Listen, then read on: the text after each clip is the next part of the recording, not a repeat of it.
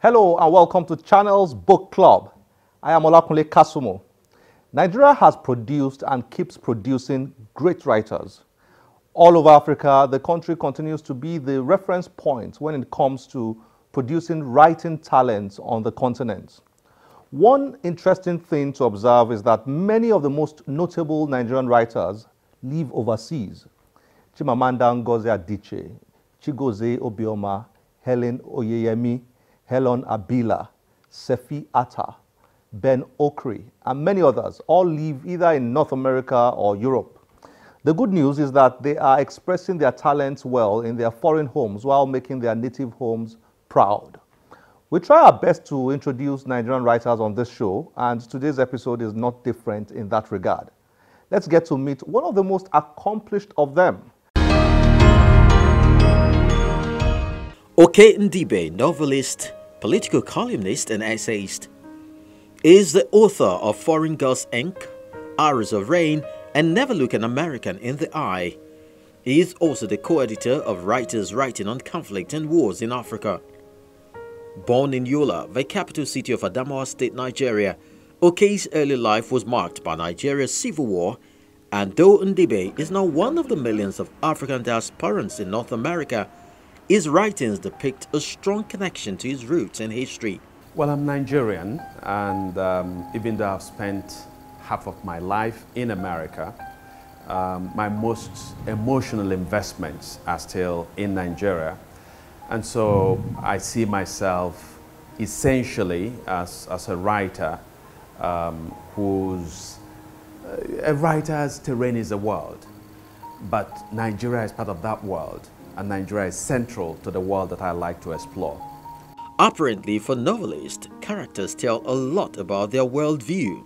There's a mission to tell a human story using Nigerian characters. So there is nothing provincial about the writing. So I'm looking at really issues that have universal resonance. But I like to examine those issues through characters who are interested in Nigeria, who are Nigerian, or who have traveled through Nigeria, as it were.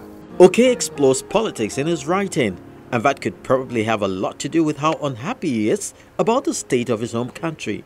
Well, I haven't met a Nigerian who is particularly happy the way things are in our country. I guess there are some of them, those who are who hold political office and therefore who are able to exploit this country, to steal its resources, and to cut those resources abroad. So perhaps those are happy, but I actually think that deep down, even those ones are not happy.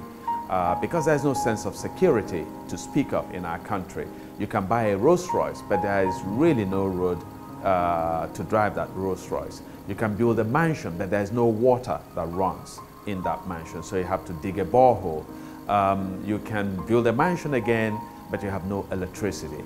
It is not, in the end, a livable, hospitable space. Nigeria isn't.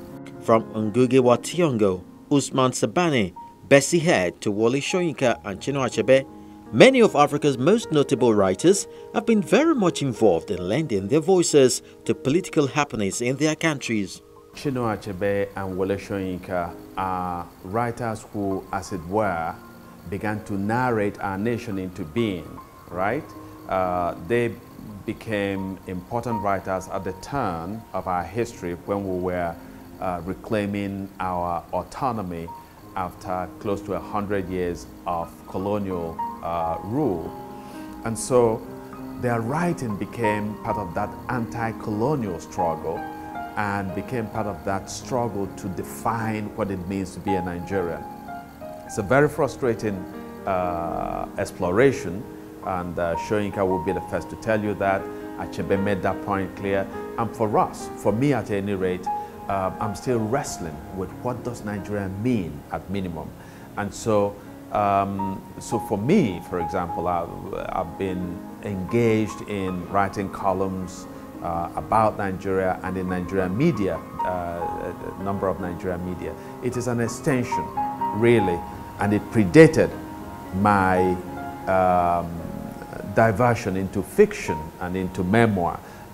So I was first known by Nigerians as a columnist. So I'm wrestling with my country, and I wrestle with it in my daily commentary and in a more subtle way in my literary works. Okey's latest book, a memoir, is titled Never Look an American in the Eye. When I was writing this book, the working title was Going Dutch and Other American Misadventures. It's a book that looks at my experiences in America, and I've had quite a few really amazing experiences, including being arrested in America 2 weeks after I arrived there. I've been arrested for bank robbery. I've been questioned for bank robbery and so on.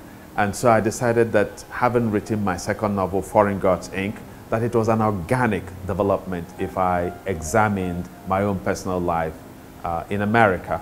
And this book again became important because I had spent half of my life in America. And so I said I have to mark that anniversary by writing, reflecting on my American experiences. So the title actually comes from advice that an uncle of mine gave me when I was leaving for America. And he said to me, please don't look any American in the eye, because every American carries a gun. And if you look them in the eye, they will think you are being provocative and they will shoot you.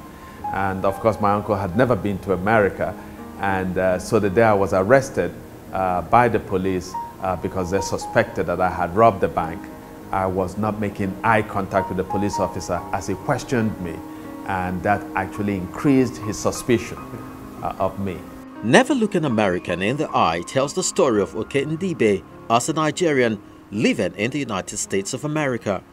It's a memoir that is in vignettes, so I have different chapters. So I have a chapter called Fitting the Description, which talks about my arrest for bank robbery, right? I have another chapter called Lying to be a Writer, because after the magazine, I had gone to America at Chinua Achebe's invitation to be the founding editor of a magazine that he published. After the magazine collapsed, I met an African-American writer who was a columnist for the magazine that I edited, and he said to me, what are your plans now? And I said I didn't know what my plans were. And he looked me intensely in the eye and he said, you must be writing a novel, right? I wasn't writing a novel, but the way he asked the question, I felt the answer had to be yes. So I said yes. And so this man asked me to bring him 15 to 20 pages of my manuscript, and that he would try to get me into the University of Massachusetts, where he was a professor of fiction. And so I ran home in great trepidation and began to write. And a few days later, I had produced 23 pages, and I took him to his office and left it in his mailbox. And he called me a few days later and said, your writing is fascinating. And he got me a fellowship to start studying fiction at the University of Massachusetts. That manuscript became my first novel, Arrows of Rain. So these are some of the stories that I tell. In many ways, America has become Okey Ndibe's home now, perhaps as much as Nigeria is. But that was once never even a dream until it became one. There was no knowledge in this world that he didn't have in his head. Kalumaazi, one of the men said, pronouncing it as an Igbo name. No, Karl Marx. Karl Marx or Kalumaazi, I love this man who had invented this thing called communism. I pictured a human health filled to the brim with knowledge. It made sense to me. Here, after all, was a man who devised a system that offered everybody access to plentiful food, access to cars, big beds, and mansions.